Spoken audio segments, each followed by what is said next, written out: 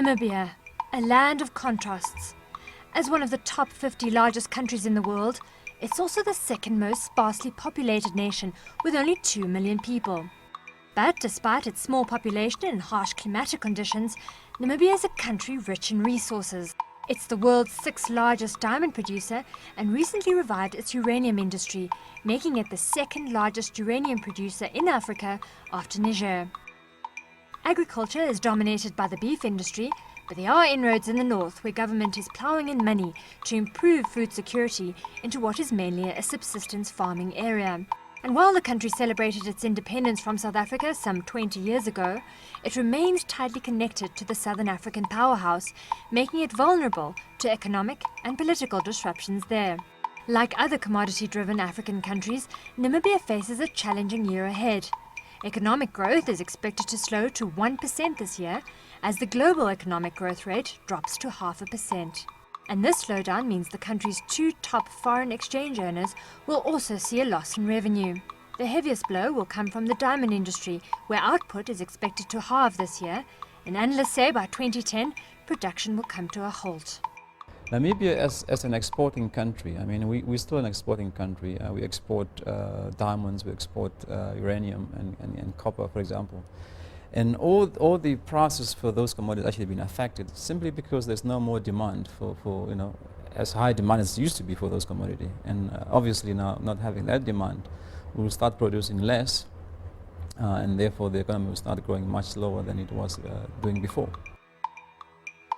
There are 2 drivers for this lower economic growth rate, and the one is especially the diamond mining industry. De Beers Marine already indicated that they will basically terminate the offshore production for at least, I think it was initially indicated up to the end of February, and I think there are indications that that will continue based on what's happening in the rest of the world. And the other one is tourism, and as you will understand is that holidays is the first item that you will cancel and cut out of your budget when you are under financial stress. And of course, this loss in revenue impacts the country's reserves. The way we measure our reserve, whether it's sufficient or not, basically is more in terms of our currency bag, because in terms of our currency bag, we have to keep sufficient reserves to cover our domestic issued money in circulation, which is is sufficiently covered. We're talking about our reserves now at $14.5 billion. Namibia earns 20% of its budget revenue from the Southern African Customs Union's pool. But South Africa's Finance Minister Trevor Manuel says countries need to buckle up, as South Africa's transfers to SACO members will drop by 1 billion rand this year. To help stimulate the economy, government will continue with its infrastructure plans and aims to increase civil servant salaries by around 25%. Fortunately, the government will be fairly expensive. We expect that amount that they want to spend additional on salary increases will be roughly 3% of GDP. So, and basically that will get the economy to a positive growth rate. If they would have continued on the fairly conservative approach of the last couple of years, then we would have been in serious trouble. What is worrying is that that salary increase is not a once-off story. I mean, it has a permanent impact. So basically, they have to fund 2 billion plus in the years to come. So revenue is obviously a big challenge for them. On the diamond side, for instance, if you just look at the amount that the government received from diamonds in terms of revenue, royalties, and dividends, which is around 800 to 900 million. And I think we can expect at least a 30–40% decline there. So you can imagine that the fiscus will be under fairly large pressure. And then you have SACO as well, the SACO revenue pool. Trevor Manuel already indicated that he's a bit concerned of what's going to happen. He specifically referred to Lesotho, not so much in Namibia. But I mean, the SACO is our largest source of revenue. Last year it was around 8 billion. I think it will be about 5% lower this year. And another major concern is that while this income from SACO is at risk, Namibia also faces a tough decision in terms of its trade agreements. If it signs the economic partnership agreements with the European Union, it risks threatening trade ties with South Africa. Currently, most of our production goes to the EU, In the case of beef, it's around about, let's say, 80% of value. In the case of grapes, everything's going to the EU, minerals, most of it, and most of our fish as well. The main concern, which was initially put on the table, is the fact of regional integration. If you go back to the Cotonou Agreement, where it gives you the blueprint of how the EPA should look, it specifically states in 2 articles that the EPA should build on existing regional integration initiatives. And in Southern Africa we have got 2. The one is SADC and the other one is SACU.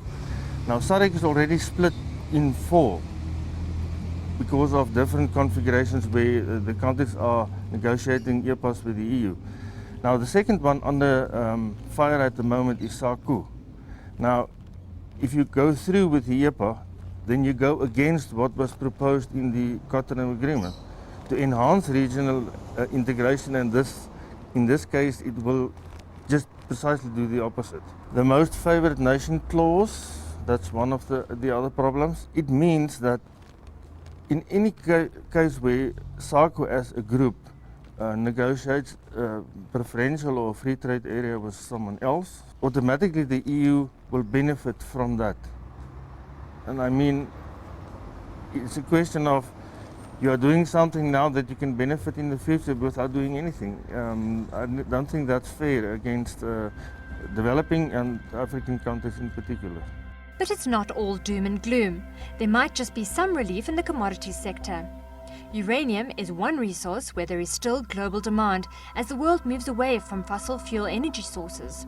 There is hope because as you might know, we are the 3rd largest country in the production of uranium, and we have quite a vast deposits in this area, although the prices again are affected like of other commodities.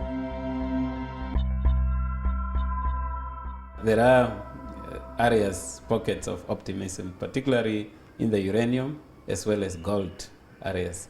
We are looking at these sectors with great interest. Secondly is the area of infrastructure. The Development Bank and other financial institutions in a consortium supported a $3 billion worth of project in terms of power generation. In preparation for the upturn, there was a groundbreaking ceremony of a major cement plant that will be producing 700,000 tons of cement annually. It's an investment again of 2.5 billion Namibian dollars. Later this year, we'll probably see an announcement of some 4+ billion Namibian dollar worth of investment in the uranium sector. The uranium space in Namibia is dominated by 2 players, Rio Tinto and Paladin. Paladin owns a major share in Australian-based explorer Deep Yellow, who says its financials are sound and mining uranium still makes good business sense. We got to a stage where uranium went down to $6, which wasn't sustainable. So for 30 years, no exploration, 25 years, no new uranium mines were built. So if you look at the industry is old and tired. There are not many new mines.